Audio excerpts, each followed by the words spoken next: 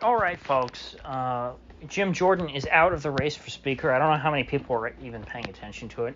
Frankly, I tuned out of Congress years ago.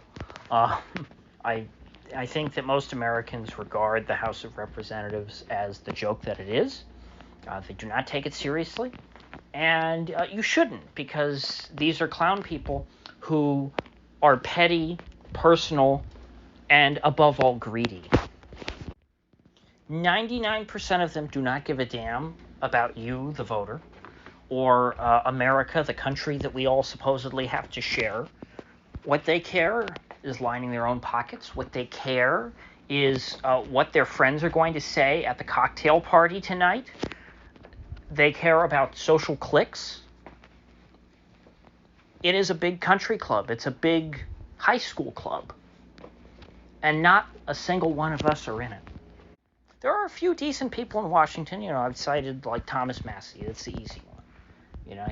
Even he, does things that people, are questionable. He's not like a saint or anything, but he's someone who I think he has the right intentions. I trust. Same thing with, Matt Gaetz. I didn't used to trust. I trust Matt Gaetz more than I used to. I think that Matt Gaetz has grown a lot as a person, in a good way since he's been in Congress. That's exceedingly rare for people to get better, as they're in Congress longer. There used to be other people in the Republican Party and even the Democratic Party who I think their heart was in the right place. Jimmy Duncan of Knoxville, he was a good guy.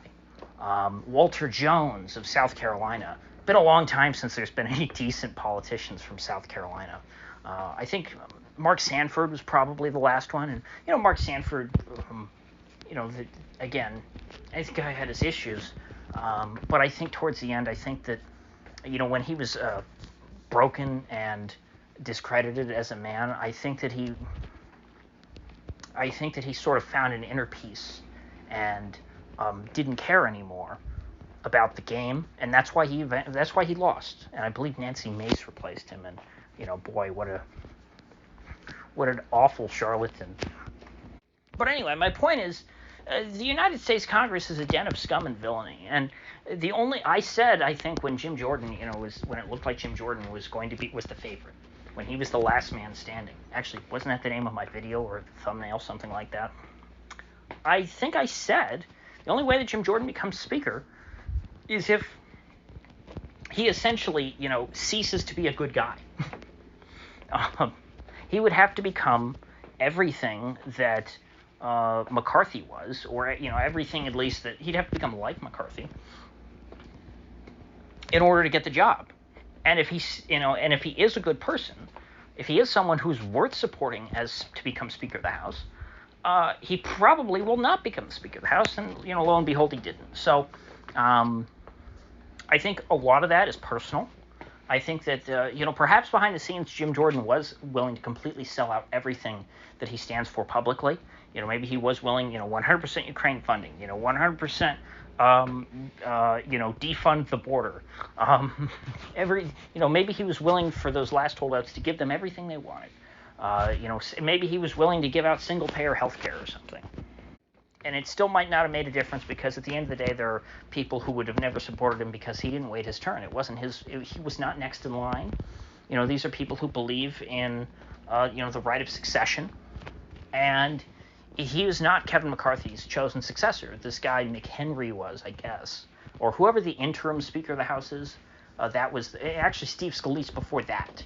Was the one who had the right of succession, and that's why they all wanted Kevin McCarthy so bad, because Kevin McCarthy, this is a big like the lost cause narrative for DC Republicans, was Kevin McCarthy was cheated out of becoming Speaker after Boehner was thrown out, because they made Paul Ryan, who also sucked, the Speaker instead of McCarthy, because there was no way that the Tea Party folks would ever give, Kevin McCarthy a chance, because everyone knows that he's a despicable shill. They were willing to give Paul Ryan a chance, and then Paul Ryan ended up sucking anyway. But now that McCarthy's gone, and he's not going to become Speaker again, they want the next guy in line, which will be Scalise. Now, I don't know that Scalise is going to get back in the race. It could be, another one of these no names. I've heard the name Kevin Hearn also. probably will become some no-name. Because the Speaker of the House ultimately, the Republicans in Congress, they don't care about having a Speaker of the House who can, energize people or campaign or like get votes. They're not worried about getting votes. They're worried about getting money from the likes of Lockheed Martin, Raytheon, and other bloodthirsty hounds. Pfizer and Moderna, you name them. The worst people in the world. That is who the Republican Party is interested in serving. Because the U.S. Congress is a body of vampires. They leech off of the taxpayer. They hand out billions of dollars to their friends, and then they get kickbacks. That's who these people are. That's how they operate. That is their job.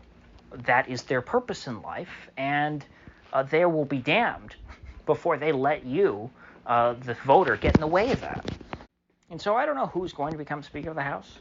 Frankly, I hope that they never pick a Speaker of the House. I hope that the House is just locked up forever. And you know what? That might be Matt Gaetz' greatest contribution to American society, is that he threw a monkey wrench in the U.S. Congress and is stopping all business from being done, which means, what was it? I mean, hell, I think of someone even as boring as Reagan had the quote, every time Congress meets, we lose a little bit of our freedom. The reality is much worse than that. But, that's the right idea. The less that Congress is able to operate, the better off we all are. Because every time the Congress, quote unquote, does something about any issue, the problem gets worse, because that is Congress's incentive. Their incentive is to make things worse.